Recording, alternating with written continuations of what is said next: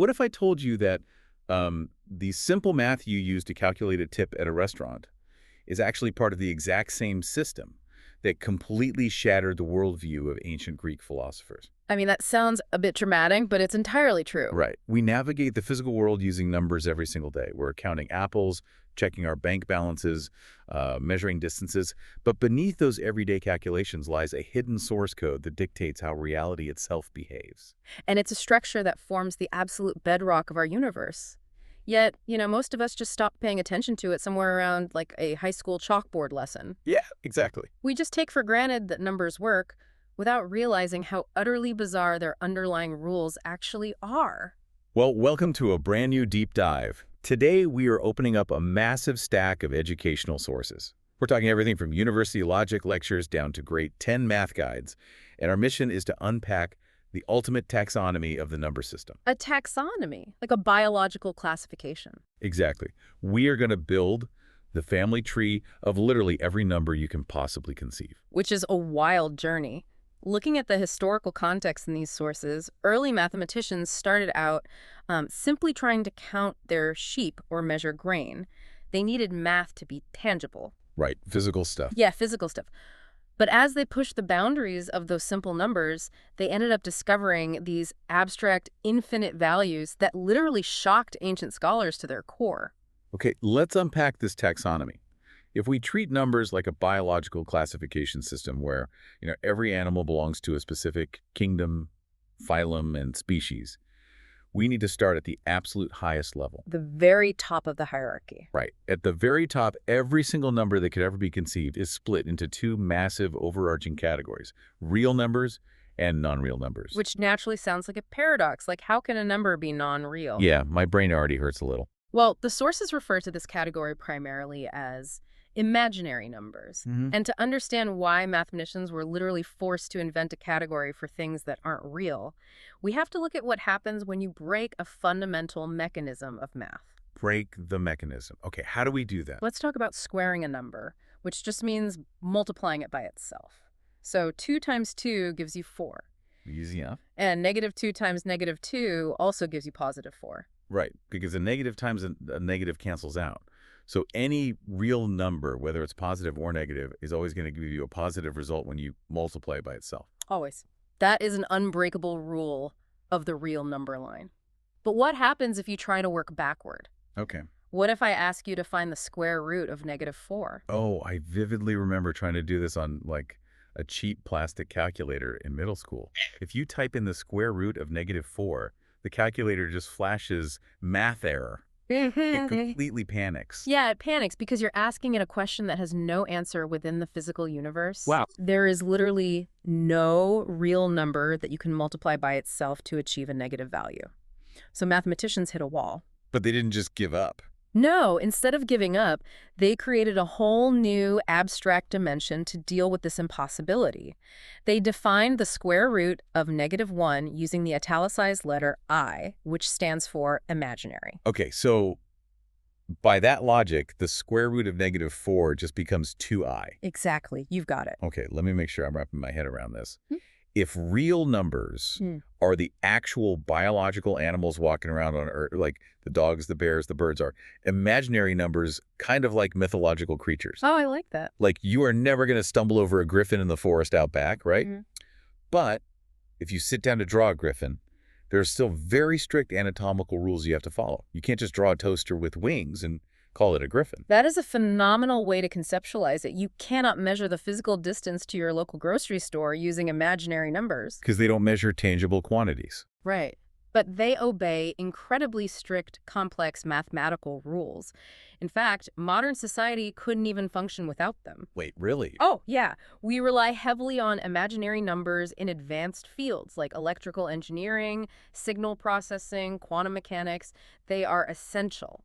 That's wild. Now, the sources also highlight another fascinating branch of this non-real territory: undefined numbers. And this happens when you try to divide a number by 0. Which is a perfect example of looking at the why instead of just the what. When we say dividing by 0 is undefined, it's not just, a rule some guy made up. It's a fundamental collapse of logic. Okay, walk me through that. Let's look at the mechanics. Division is basically just reverse multiplication. So if 10 divided with 2 equals 5, you can reverse that and say 5 times 2 equals 10. That makes perfect sense. They just mirror each other. So apply that exact mirror to 0. If you try to calculate 10 divided by 0, let's pretend the answer is some unknown number, x. Okay, so 10 divided by 0 equals x. Right, and if we reverse the equation, that means x times 0 must equal 10. But wait, anything multiplied by 0 is 0. Exactly. There is literally no number in existence that you can multiply by 0 to get 10. The math literally breaks. The logic collapses entirely, which leaves the equation fundamentally undefined. Which actually brings up a monumental shift highlighted in those grade 10 math sources we reviewed. Oh, the transition phase. Yeah. This specific age is where students are suddenly forced to undergo a massive cognitive leap. I mean, they're transitioning from basic arithmetic, where math represents physical blocks or, slices of pie. Tangible things. Right, into abstract algebra. They have to start learning symbols, like the capital letter R for real numbers. And they must recognize that not every equation produces a tangible value on a physical number line. It's a huge jump. You are no longer just calculating quantities, you're dealing with the philosophy of logic itself. No wonder it's such a massive hurdle for a lot of learners. It really is. Well, since we can't build a physical universe out of equations that collapse, let's step fully into that domain of the real numbers, the R category. Back to the real world. Exactly.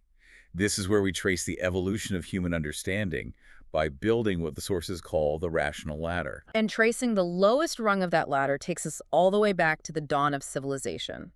The most basic subset of real numbers are the natural numbers. Which are just 1, 2, 3, 4, and so on. Exactly. The counting numbers. If I have a basket of apples, I count them with natural numbers. It's entirely physical. But eventually, human societies grew more complex, right? They did. People needed a way to mathematically document an empty basket. They needed to represent the concept of nothing. Enter 0. Yes, so 0 was introduced. And when you take the natural counting numbers and add 0 to the mix, you upgrade to the whole numbers, which are often symbolized by a capital W in the textbooks. But human society didn't stop there.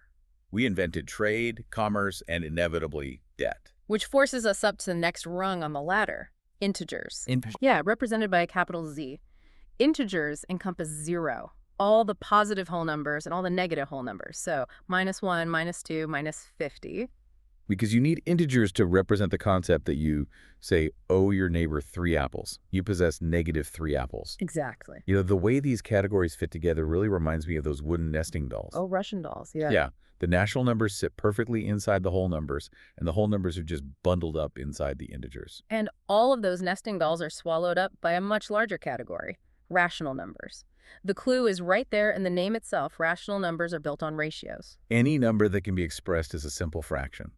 The sources define the mathematical rule as P over Q, where Q is not equal to 0. Meaning values like 1/2, 3/4, or -5/8. Got it. And because all integers can be written as a fraction, for example, the number 5 is just 5 over 1.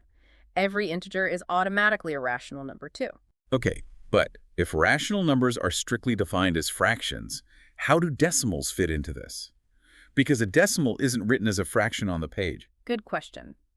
Decimals earn their place in the rational category if they follow one of 2 strict behavioral rules.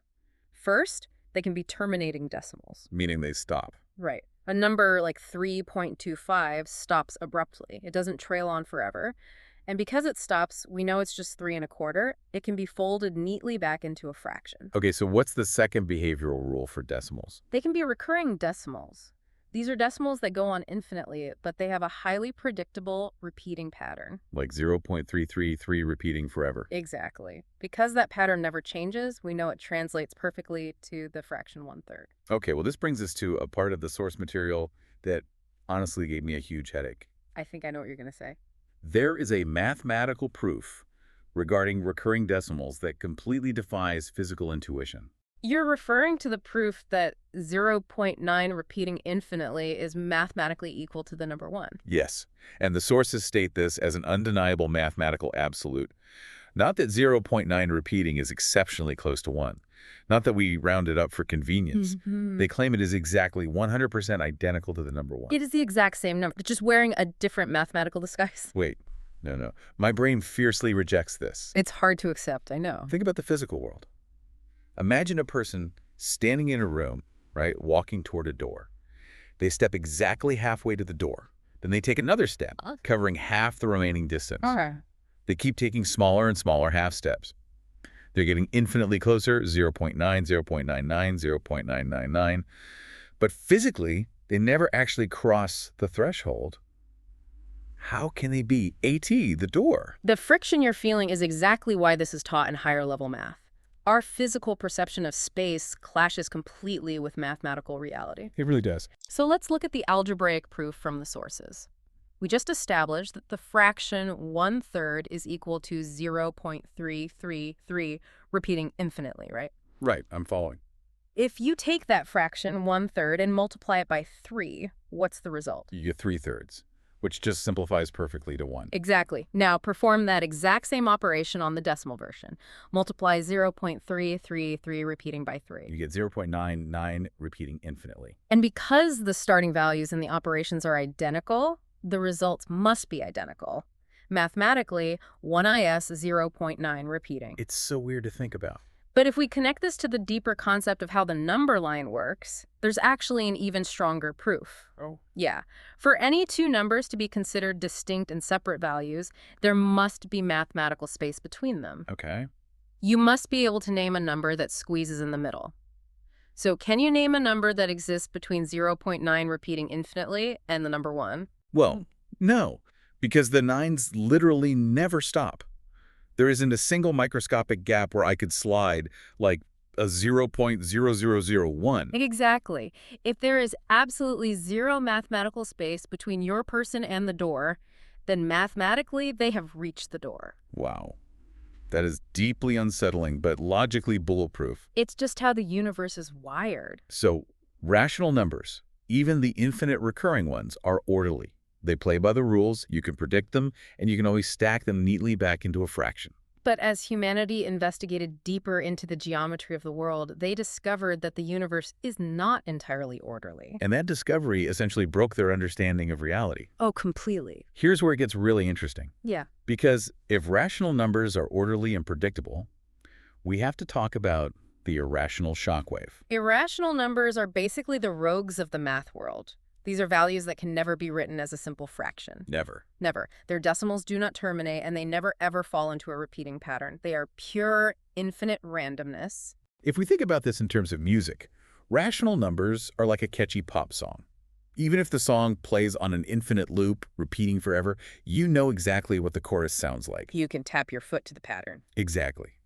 But irrational numbers are like a free jazz saxophone solo that never plays the same sequence of notes twice for all of eternity. It is just chaotic noise. That is a fantastic analogy, and the most famous examples of this chaotic noise are pi and the square roots of non-perfect squares. Okay, give me an example of that. Well, the square root of 16 is just 4. Nice and rational. But the square root of 2, or the square root of 15, if you attempt to calculate those, you get a string of digits that wander aimlessly and infinitely with zero predictability. The sources mention that modern computers have actually calculated pi to trillions of decimal places, and the sequence still remains completely patternless. Trillions of places, yeah. But when ancient cultures first discovered this lack of a pattern, it caused a massive historical crisis. It did. And this raises a fascinating point about how early scholars viewed mathematics. For the ancient Greeks, specifically the Pythagoreans, math wasn't just a utilitarian tool for, like, building aqueducts. No, it was a religion for them. Exactly. They believed that the cosmos was governed by divine numerical perfection.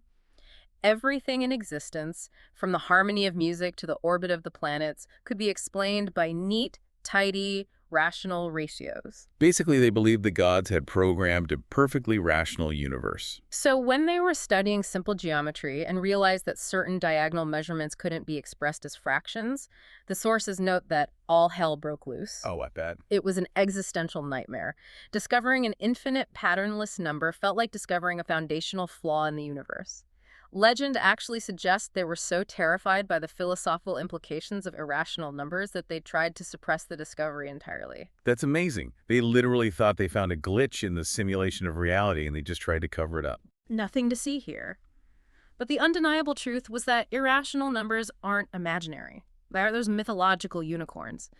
Despite being chaotic, they are fiercely real. How so? If you take a ruler and draw a right-angled triangle with the two shorter sides measuring exactly 1 inch long, the long diagonal side, the hypotenuse, is exactly the square root of 2 inches. Nature physically demands the existence of these chaotic numbers. You can literally see it. You can hold the ruler up to it. The chaos isn't theoretical, it's tangible. Because circles physically exist, pi must exist. Because triangles physically exist, the square root of 2 must exist. Which brings us to the grand culmination of our taxonomy. We have the orderly, predictable, rational numbers, and we have the infinitely chaotic, irrational numbers. Right. When you interlock these two massive categories, you form the complete universe. You construct the entirety of the real number line. And the sources highlight two critical properties of this combined number line that basically dictate how our physical universe operates. Okay. The first property is density. Okay, let's unpack the concept of density. Density means that between any two numbers on the line, there are an infinite number of other numbers. So between the number 1 and the number 2, you have 1.1. Right. Squeezed between 1 and 1.1, you have 1.01. And between those, 1.001. Which creates this mind-bending reality where there is no such thing as the next number. Like if I challenge you to name the absolute very next number after the number 1, you can't do it. It is entirely impossible. Whatever microscopic decimal you give me, I can just add another 0 and a 1 to the end of it, finding a number even closer to 1. There is an infinite, bottomless depth of numbers squeezed between every single conceivable point. That is heavy. And the second critical property is completeness. Completeness means that this incredibly dense number line has absolutely no holes. When the neat rational fractions and the chaotic irrational decimals are poured together, they interlock to form a smooth, unbroken, continuous spectrum. So what does this all mean for you, the listener, right now? I mean, if there is an infinite density of numbers between 1 and 2, and chaotic, non-repeating decimals lurking in every geometric shape, how do we ever measure anything? Right, it sounds impossible. Why does a gapless complete number line matter to anyone outside of a university lecture hall? It matters fundamentally because without this continuous spectrum, the math that governs motion and change completely falls apart. Really? Think about a car driving down a highway. If the number line had gaps, if reality just skipped over certain microscopic decimal points, motion wouldn't be smooth. Oh, weird. Yeah, an object moving through space would literally have to teleport across the missing numbers. The fact that the real number line is dense and complete is what allows calculus to function. And calculus is basically the language of change. We use it to model the physical world. We use it for everything. On a basic level, sure, we rely on rational decimals to price a gallon of gas at $3.99. But on an advanced level, that capacity for infinite precision is the bedrock of modern civilization. It's everywhere. Exactly. When engineers design the structural tension of a suspension bridge, or when astrophysicists calculate the orbital trajectory of a satellite, or when computer scientists write the physics algorithms that power artificial intelligence, they are all relying on the absolute certainty that the real number line is unbroken. It's just wild to think that the very numbers we started learning by just, counting physical apples in a basket are quite literally the mathematical mortar holding the fabric of our technology and reality together. From the simplest natural counting numbers, up through the invention of zero and negative debt, into the orderly rational fractions, and finally crashing into the terrifying infinite chaos of the irrational numbers. Together, they describe the universe with absolute perfection. It is an incredible journey. We evolved from needing math just to count our sheep, to uncovering a system so infinitely complex that it broke the ancient Greek worldview. We built the rational ladder, we integrated the irrational shockwave, and we constructed a completely gapeless, real number line. We even mapped out the mythological boundaries by acknowledging the imaginary numbers that sit just outside our physical perception. It really is a stunningly beautiful taxonomy. It is. Well, before we wrap up today, I want to leave you with a final thought to mull over. Something that builds on this strange intersection of the infinite and the physical. Okay, let's hear it. We talked about how irrational numbers, like pi or the square root of 2, have decimals that trail on forever without ever repeating.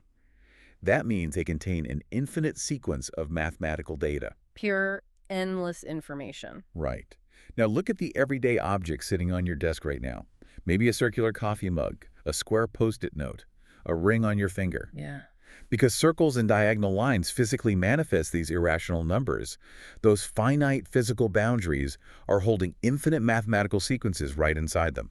A simple piece of cut wood contains more mathematical data in its diagonal measurement than all the hard drives on Earth combined, simply because the irrational sequence describing it never ends. The infinite is literally sitting right in front of you, locked inside the most mundane objects. That completely changes how you perceive a simple shape. It truly does. Thank you so much for joining us on this deep dive into the hidden source code of our universe. We hope it encourages you to look at the geometry of the physical world around you just a little bit differently today. We will catch you on the next one.